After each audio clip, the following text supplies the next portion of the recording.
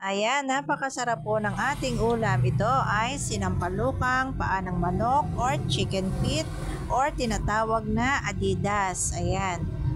Ginawa ko po, sinampalukan ko po siya at gusto ko po yung may sabaw at maasim. At alam niyo po, ang paa natin ng manok ay matataba at malalaki. Kaya naman talagang napakalaman po nito. At ayan na nga po, turuan ko kayo kung paano ba magluto ng ating chicken feet. Ayan po, nalinis ko na po ang ating mga paa ng manok. At ituturo ko sa inyo kung paano ba ito lutuin. At ayan po ang ating mga sangkap. Ayan, nalinis ko na po yung paa ng manok. At nakaredy na po ang ating luya, bawang, sibuyas, at yung ating pampaasim, seasoning, sili, at yun pong dahon natin ng sili. Ayan po, nakaredy na po lahat dyan. Ayan po yung dahon ng sili na pampalutan ko. Siyempre, mantika at yung ating patis. Ready to gisa na po Ayan, tayo, mga lalabs. ginaya ko na po yan lahat. At eto na po ang ating paggigisa. Ayan. Inuna ko na po itong bawang. Ayan, syempre ilagay na po natin yung bawang at halo-haloin natin. Hintayin lang natin magkonting brown. O diba? Ayan. At sisunod na po natin ang sibuyas. Ayan.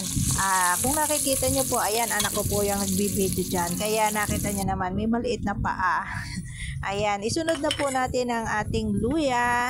Ayan, syempre unahin po natin tandaan mantika at yung ating bawang, sibuyas at yung ating luya. Ayan, syempre hintayin po nating mag-brown. At ayan, ilagay ko na po lahat yung ating paa ng manok. Ayan, ilagay po natin ito lahat at ito po ay halos 1 kilo po, 1 kilo po yan.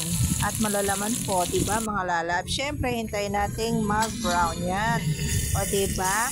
Halo-haloin lamang po natin para hindi siya masunog. O diba? At pagka ito po ay nag-brown na, syempre, lagyan na po natin ng ating patis para masarap po at lumasa po dyan sa ating panang manok. Syempre, takpan po natin. At pag yan po ay nag-brown na, syempre, maya-maya po ay lalagyan na natin siya ng tubig at pangsabaw po natin para may sabaw po yung ating sinampalukan, syempre.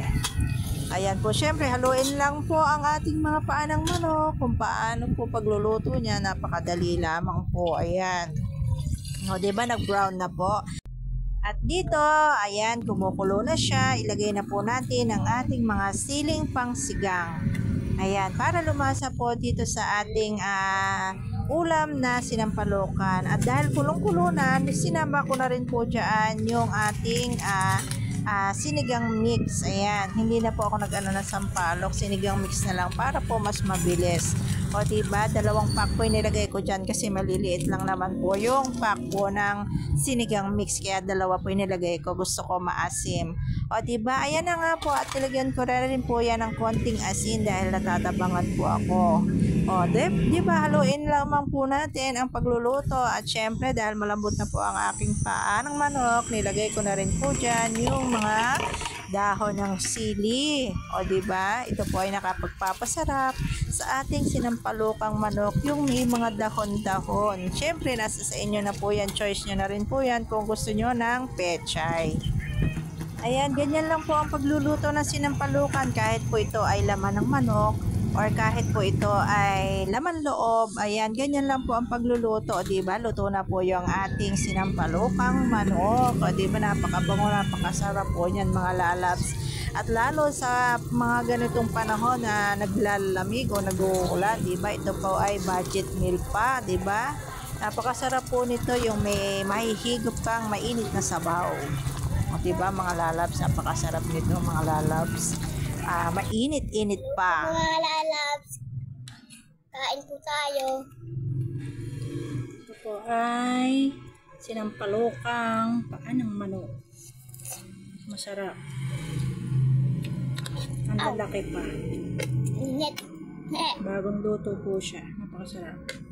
Tignan niyo po. Ayan. Ayan. Ang lalaki ng paa. Ang lalaki ng paa mga lalabs. Oh. Malaman siya. Ma, ganun mo mamang ano. Ito yun, napakainit Masarap po. eh.